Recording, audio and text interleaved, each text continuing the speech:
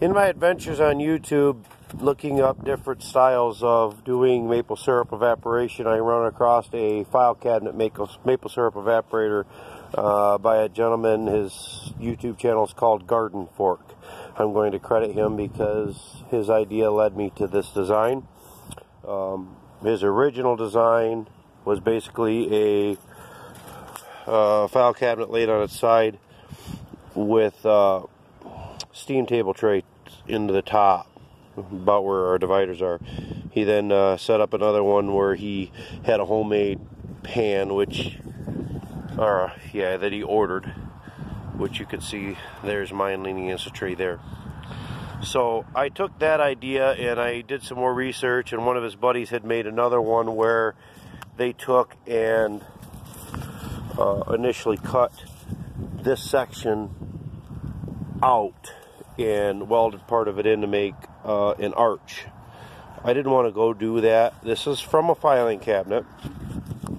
I'll show you what I did different, some of the things I did different.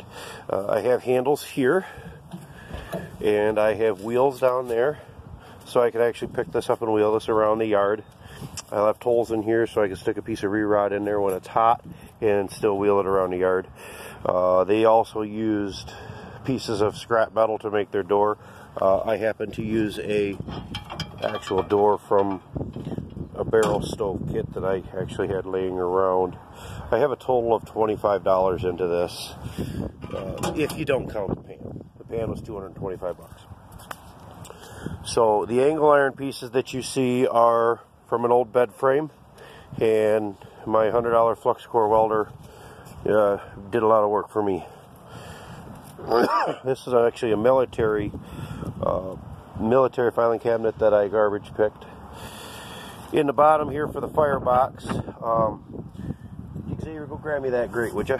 In the bottom here for the firebox, we have angle iron in here that again was from the bed frame.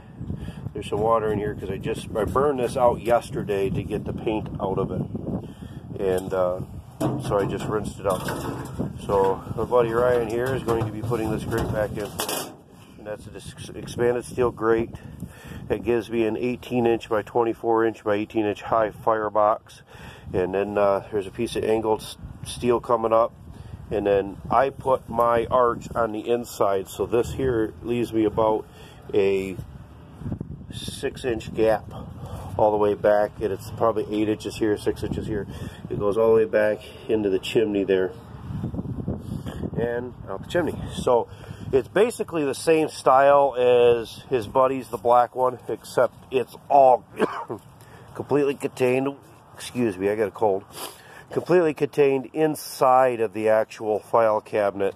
And everything on here, all this metal, other than the angle iron, all this metal that's here is all from the dividers that were between the drawers of the filing cabinet, and these were the brackets on the bottom of the drawers that I welded up just for more strength and durability to hold the pan in place.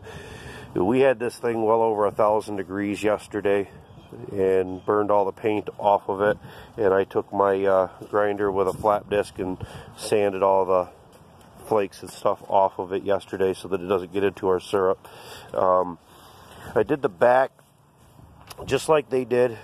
Took a piece of 12-inch by 4-inch piece of ductwork, cut the corners, and bent the flaps back and just zip screwed them in. The only thing that I had an issue with this top piece, I couldn't figure out how to get in here because it's so close. So this piece here is actually a piece of steel that's right here. From when I cut my door out, this slides off like putting together a piece of ductwork on your furnace. And I cut it to length and slid it on here, and I was able to put a screw here and here, and that closed that gap. So I got lucky there.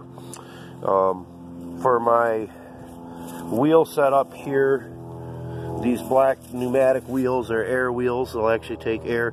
They were $5 a piece at Harbor Freight here in town, and I just used a piece of 5/8 threaded rod and run it through there, and I've got a nut on the back side there.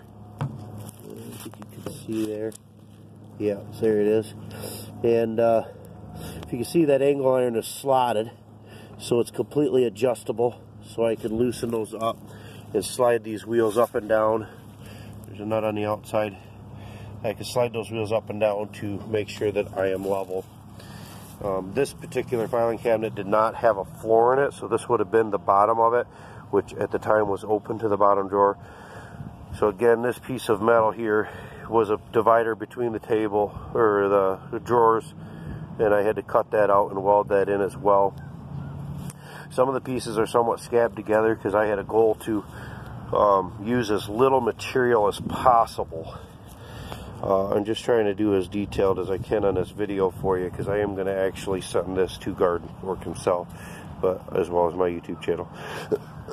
The feet here were the base parts of the headboard, where your headboard would mount on a bed frame. Again, I garbage picked the bed frame, and all I did was weld the corners a little bit stronger because I'm not sure how strong theirs are. So that's that deal there.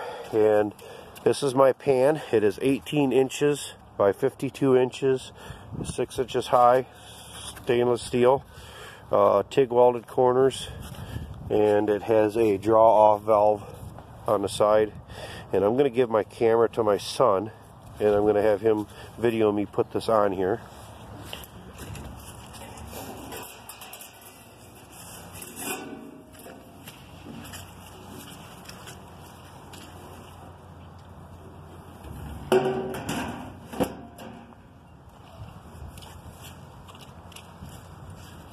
So as you can see, I took and measured this out just right, that this pan fits in here beautifully. Oh, we got a leaf on it.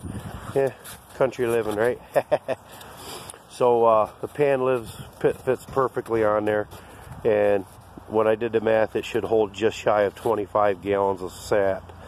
So this should be a lot more efficient than last year.